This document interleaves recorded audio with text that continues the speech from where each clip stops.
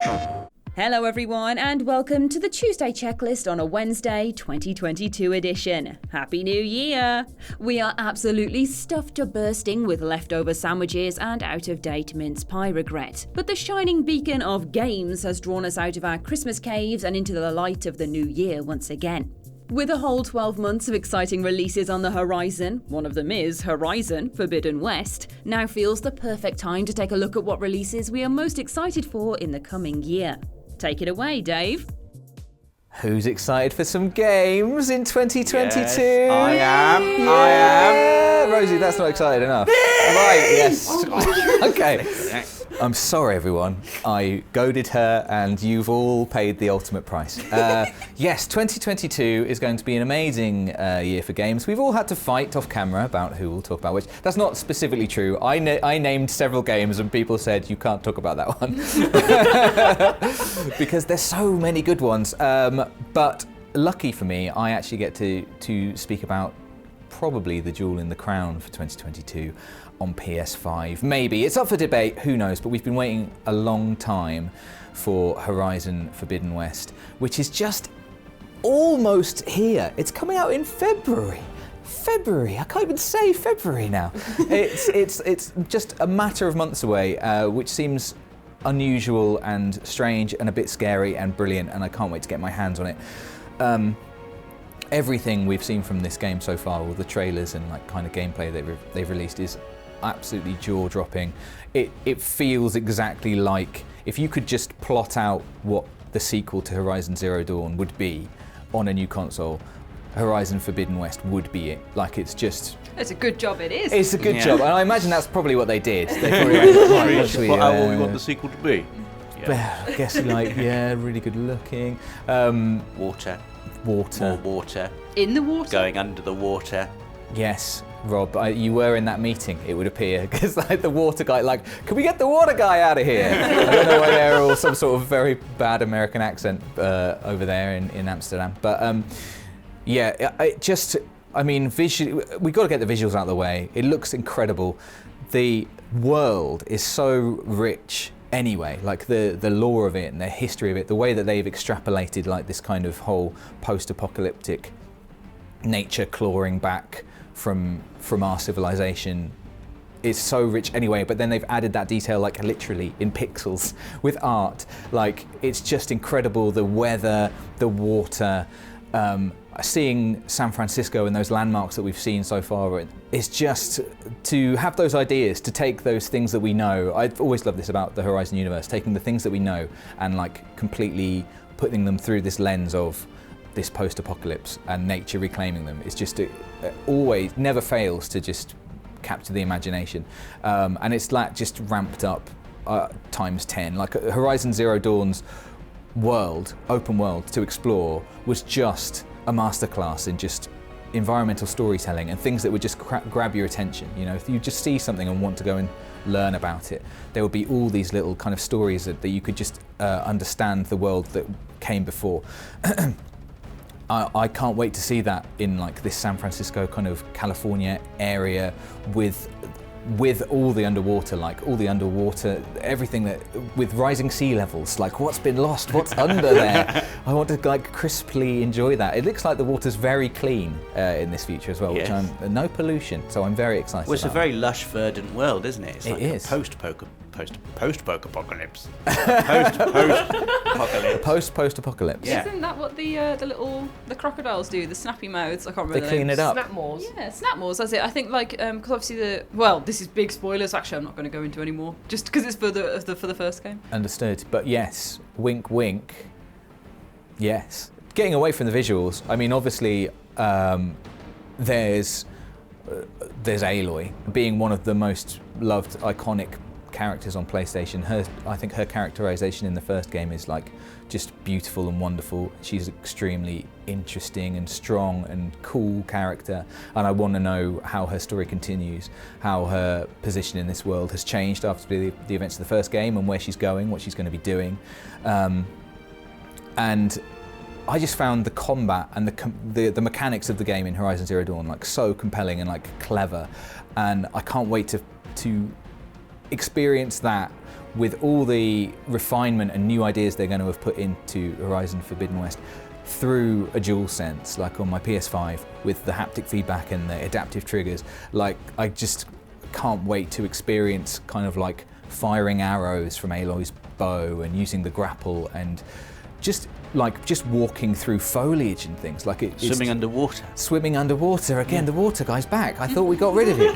And like I really cannot wait to like properly kind of feel the world and experience the world in a way that we didn't have the opportunities to do with the first game. So that's why it's my most anticipated game of 2022. So there.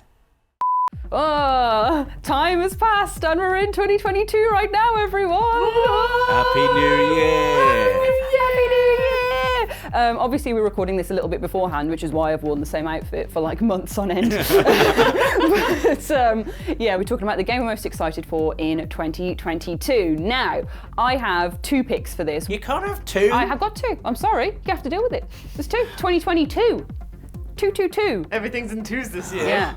So, You better not pick mine. well, mine is my most obvious one, which I feel like I have to bring to the table because I am so excited for it. My bones could shatter into a million pieces. Right where I sit is God of War Ragnarok, because we know that's coming in 2022.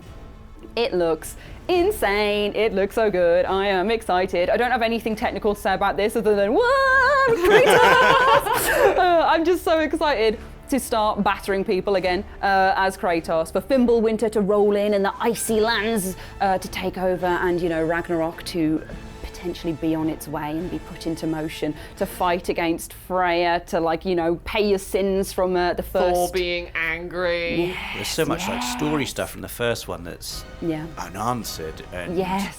that we're going to be finding out. It's just exciting. It's delicious. And Tia's in it. I'm just excited to see Tia. He's so big. Oh yeah, He's the big and boy. exciting, and you got all of that. Again, the little ride in the snow sleigh, the wolves. It just looks great. Again, I don't know what to say about it because every time I think about it, I'm like, because I just enjoyed the first God of War. I keep saying the first God of War, the 2018 reboot of the series God of War, which was my first God of War. I enjoyed that so much. The whole over-the-shoulder camera, so it's like one long shot as you're going through these fantastical realms of Norse mythology. And for that to continue and to see all these different legends that maybe we haven't heard of yet and that tie into the ones that we've already got, so it builds up and further and deeper. I love lore, I love world building, and nobody does it like God of War. It's going to be incredible. I think we all know it's going to be incredible. I feel like everyone's just gasped for this game because it's going to be so good. There's no 2 ways about it. There isn't. I want to see what's going to happen. I want to see the war that's going to break out. I want to see Thor and his big lightning hammer coming in that we got hinted at the tease of the last game. It's just, there's so much there that's going to be explored and opened up. So many monsters to see, so many people to kill, and I'm ready. But yes, my other game, which I just wanted to briefly mention because this is, if God of War Ragnarok weren't the pinnacle of my life, it would absolutely be the Callisto Protocol, which is set on a moon of Jupiter. We've only seen a short trailer for it so far, as of time of filming. We've only seen a short trailer for it, which is like a guy waking up in a prison cell in this sci-fi dystopian future, everything being broken around him, robots malfunctioning that should be like wardens, and this horrible alien mutant creature coming up and screaming in his face. And it's such a short, effective, little snippet of a game. I cannot wait for it. It's by Striking Distance Studios and Crafton, who kind of have taken on loads of Dead Space alumni. So it's got very Dead Space vibes with this futuristic, a moon of Jupiter setting, and this prison that you've got to get out of. And I can't wait. The disgusting, glistening spit on the alien, how visceral it was. So how exciting. And the spit is so exciting. I'm making my mouth water, think about it. But, but the disgusting, glistening nature of this alien, the way it savages the man and kind of tears him apart, all of this creepy, eerie atmosphere, literally from a minute. Well, earlier than a minute. As soon as it comes up, there's this gloomy, kind of strobing, strange, I'm just saying lots of S words like Nigella Lawson. But it's just this beautiful, immersive moment, even if it is horrifying. That kind of is a plus, to be honest, that I cannot wait to explore and see what they've done with it and see how they build on the Dead Space alumni that like, you know, are there, what they have to offer, what they're going to bring to this, all of the magic of that series that's then going to go into something completely new. So yeah, I'm very excited for that. But Ragnarok's coming, baby! So that one as well. So to clarify, God of War Ragnarok Yes. is your most anticipated game Yes. for 2022. Yeah, and I just had to mention the Callisto Protocol as well, just a little treat, just a little treat for treat. everyone. Not greedy. Just a little treat. I think I'm just going to cut straight to the point with this one because I think everyone knows what my most anticipated game of 2022 is. Wait, I don't. Do you not? Then I say to you, Rob, and everyone else in the audience, rise tarnished, for my most anticipated game of 2022 is Elden Ring. I mean, How could I have rise forgotten? tarnished. How can it not be? I was thinking, is there a Yakuza game coming out in 2022? Is there a Parappa game coming out in 2022? No. Oh my gosh! I mean, if any of those two got announced, I mean, I would abandon Elden Ring in a moment. I wouldn't. But Elden Ring is my most anticipated game of 2022. It's just like Horizon. It's right at the beginning of the year, so we don't have that much longer to wait. It's coming out in February, and I'm honoured, so honoured that I got to play a bit of the closed network test, and so I got to have a good, thorough, like, you know, introduction to what the game's going to be like and how it is at the moment, and I was just blown away by it. And when we had the opportunity to, like, you know, cover it on the channel, it did not matter to me what I had to do, how many hours I would have to put into it. I was there and I was going to happily just talk about everything I could. And even on the videos we have done, like, the one we did where we were like, we answered your questions, there were so many things I felt as if I didn't talk about just because I just ran out of time, and I just loved, literally just from playing it and seeing the trailers, it looks gorgeous, the world just are so vibrant and full of atmosphere, and I think now that I've played it, thanks to the closed network test, it's, you know, given me a better grasp of what it's going to be like, and it does really feel like a mixture of so many From Software games. You've got a bit of Bloodborne in there, you've got a bit of Sekiro in there, you've got a bit of Dark Souls in there, and I'm up for like all of this. And I just can't wait to experience more of it. Like, when I got to the point where it says like, oh, thank you, look forward to the game coming out, like, I left a little note on the floor, and loads of other people did, and we were all just like, tears for Elden Ring, just because we were all like, we want more now. And seeing everyone else be just excited for this game as I am is like, oh, it's just an incredibly exciting time, and I want. Sorry, Rosie, I was just interrupted your final wrap up. No, not at all. Even the music. As soon as I booted it up, the closed network test, the menu screen comes on. Yeah. And straight away, the music's like, Yeah. and it's me. I felt so pumped and ready to play. It's so good. Literally, when that like opening music came on, I was there and I just listened to it for like 5 minutes. Just and I was jamming like the you know, caffeine. just getting ready to go into this big adventure. And the way that, you know, when you start the game, you have the Cave of Knowledge, you do that learner thing, and as soon as you open the doors, like, you're there. It's open world time, like, you know, do you want to follow the path of the sites of grace and like just do the linear, or do you want to go to the left and then see some birds and, like, you know, be like, haha, look at me doing open world stuff. And then you got Torrent as well, the exploring with Torrent, your spiritual horse, is just so much fun, and the platforming segments where Torrent can jump really high is epic.